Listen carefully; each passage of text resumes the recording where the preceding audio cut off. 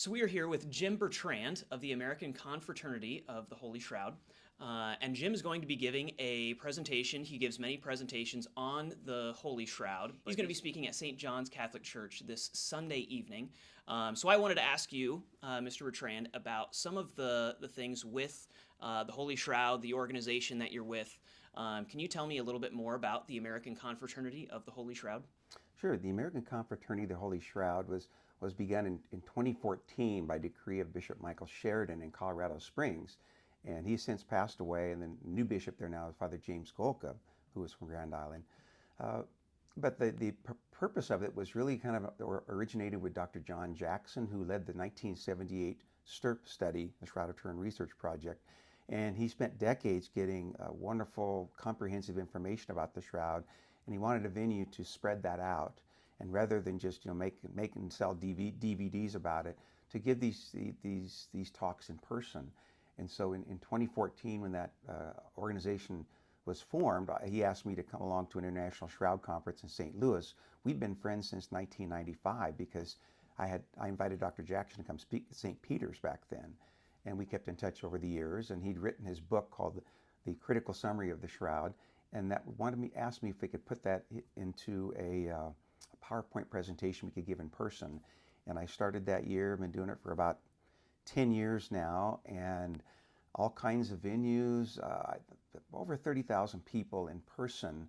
That doesn't count radio programs, a TV program, those types of things, and just speaking with people in general. But people all around the world have a great interest in the Shroud. This is not just a Catholic thing. This is for everybody, because like I tell people, the Shroud is for everyone because the resurrection is for everyone. And when we encounter this image, this miraculous image, it has many traits that we simply can't duplicate. The superficiality of it, if you took a drop of water or any type of paint, any pigment, and touched it to a thread, and your thread's probably 1/3 of a millimeter across, and you touch it, it will soak all the way through by capillary action. This does not show that. There's no traces of any pigments, dyes, or material of any kind. It's something happened that just yellowed it very superficially, and it's so superficial that imagine if we had a thread and we chopped it end on, and we looked at that thread, and there's 70 to 120 little microfibrils, much tinier than human hairs. It only penetrates the outermost cell layer of the uppermost microfibrils. It doesn't even penetrate to the center of the most smallest one. Give you an idea of how thin this is. We all know what a millimeter is. A millimeter is about one paperclip thick. Well, there are 1,000 microns in 1 millimeter. This penetrates 2/10 of 1 micron. So this is 1/5 of 1/1000th of 1 millimeter. All right, so superficiality is one of the unique traits we can't duplicate. When you put the image and we take the picture and put it under the VP8 image analyzer, which NASA developed to study the moon, it measures light intensities. And no picture on Earth contains these light intensity information. Pictures have colors and shapes. But the image on the Shroud indicates that what we see had a direct correlation between the cloth to body distance. So that those parts of the cloth that were closest to the body, like the nose where the cloth wrapped it, will show more raised intensity, and the eyes are a little further back. And you have an entire 3D relief of the entire body that's on the Shroud. That's another very unique trait that we just don't find. And I think another trait that really stands out is the blood. When blood goes onto a cloth, within a day it'll be dark in color, okay? But this blood is not that way. And it wasn't until the 20th century we discovered that when a person endures a very severe trauma and loses, say 30 or 40% of their blood volume, then the tissues of your body are starved. They're trying to survive. And what happens is your liver releases a protein into the bloodstream that breaks down the red blood cells and speeds up the release of oxygen to cells. This creates a product in the blood called bilirubin. Bilirubin is like an orange type of pigment that goes into the blood, making it brighter. When this blood comes out of you and goes onto a cloth, then it stays red indefinitely. This blood appears to still be red after 20 centuries. And so the point is, this isn't just blood from any man. This is blood from a man who suffered a severe trauma. And who would have even thought of that before the 20th century? There's pollen grains that are unique to Jerusalem and Constantinople. We know kind of the route of it. We don't know its detailed history, like how did it get from Jerusalem to Constantinople? There's some open questions there, but there's definitely records of it in their inventory in Constantinople. There's artworks from as early as the 5th and 6th century that match up with the shroud in such a way that there's like over 150 points of congruence between the artwork and the shroud. So we don't know who did that artwork perhaps, but they had to have been looking at the shroud to get that. And one other thing that people don't realize is that there have been 4 modern dating techniques on the shroud that are not carbon dating techniques. Carbon dating is still used as a standard in the industry, but it's very sensitive to contamination. Because if you got bacteria and fungi and dirt and fires and things that interact with the thing you're testing, that can alter the carbon-12 to carbon-14 ratio. That's as deep chemistry as I get, I promise, all right? And so this happens about 1/5 of the time when they carbon date something. The results are so far off that might be centuries into the future, they have to throw those out. And this is the case with the shroud. They did not release the raw data in 1988 when they did that carbon dating test. In 2017, Oxford was sued by Tristan Casabianca of France. Oxford showed the data of all 3 labs from Tucson, Arizona, Zurich, Switzerland, and Oxford. There were 700 pages of this data. And after statisticians and Professor Emanuele Marinelli and Tristan Casabianca went through this data, they published a paper in a professional scientific review journal in 2019 stating that the data does not match what they showed in 1989 in terms of the age of the shroud. It has a very high chi-square value, which means a low probability. It is called significant deviation. And now we know something we didn't know then. So just objectively speaking, the data that we know now that was taken in 1988 is invalid. So the carbon dating test of 1988 was invalid. For example, imagine a piece of thread 4 inches long. How could one end of it be 400 years younger than the other end? Mm-hmm. That certainly wouldn't represent the true age of the shroud. And that's what we have with this newly released data. So the carbon dating test of 1988, objectively speaking, is not valid, but 4 other modern tests have converged on the 1st century. And you know, whether it comes from the 1st century or not, that doesn't prove the resurrection, but science can never prove the resurrection. That's a shortcoming of science and not the resurrection, because science is limited to the natural.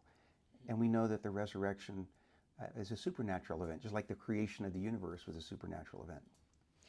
Well, you have a very deep knowledge of this shroud, and it's very impressive to hear all of this. And I'm curious, you've given a number of these presentations. Have you ever had someone who was a skeptic or someone who adamantly opposed the authenticity of the shroud come to your presentation, and did he leave feeling differently? Sure. Well, you know, you would think after 10 years of this and some 310 talks, I've encountered those situations. But to be honest with you, I have never encountered an unpleasant confrontation with this. Afterwards, there's questions, and we explain the questions, and that might take 20 or 30 minutes sometimes. And I don't get to speak with every person in the audience. So whose mind was changed or started questioning it, I can't say from that standpoint. I did have one question once from a young man who said, well, you said Jesus appears to be 5 feet 10 based on the shroud, but I saw something on the internet that said he was 6'1". And I was able to explain to him, well, when the shroud was tested in 1978, the back image does show he was about 5'10", about 170 pounds. But in 2002, they did a renovation on the shroud in which they took off the old patches and they vacuumed it, and then they sewed it onto a new backing, which, by the way, is about a 1950 cloth. And in vacuuming the shroud, it stretched it out. So now the shroud is 3 inches longer. Prior to 2002, it was 14 feet 3 inches long. And now it is 14 feet 6 inches long. And it's actually 2 inches wider. It's 3'9", it was 3'7". So he looked at something that said, well, Jesus appears to be 6'1" after 2002, but perhaps the person that did that on YouTube or wherever they saw that, they didn't realize that the length of the shroud has changed, but Jesus' height hasn't changed. So the shroud is currently in Turin, Italy, right? Is that right? It's been there ever since 1578. Okay. It was taken out once during World War II, a week after Germany invaded Poland.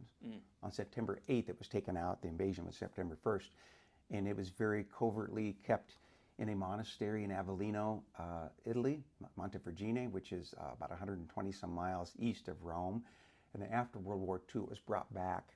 There was a concern that Hitler wanted to get the shroud for power because prior to 1938-39, there were actually German officials coming to the Vatican asking questions about where is the shroud, where do you keep it, and all that. So Pope Pius XII had a concern that it might be confiscated.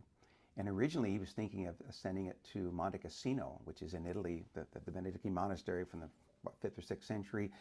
And they decided this other place would be better, which is fortunate because Monte Cassino was bombed in World War II. Wow. Well, yeah, talk about a very rich 2,000 plus year history this thing has experienced, and praise God that we still have the relic today. So if people want to come and see your presentation, unfortunately you don't have the true and authentic shroud with you, but you do have a life-size replica of this shroud. Where can they come and see your presentation? You mentioned St. John's. Are you giving any other presentations anytime soon? I've got 3 here in the Nebraska area before Easter. Of course, on Saturday the 16th at St. Gregory the Great Seminary in Seward, Nebraska, from 9 a.m. to noon, doing a joint presentation with Emmaus Institute. And we're going to tie together the Old Testament, New Testament shroud. And if people haven't registered for that online, they can still do that. And even if they just happen to have contingent plans or they didn't know they could make it and they showed up on Saturday morning at 9 a.m., the registration's just $20. Nobody's turned away. And then the next night, Sunday, October 17th, at St. John Catholic Church here in Lincoln.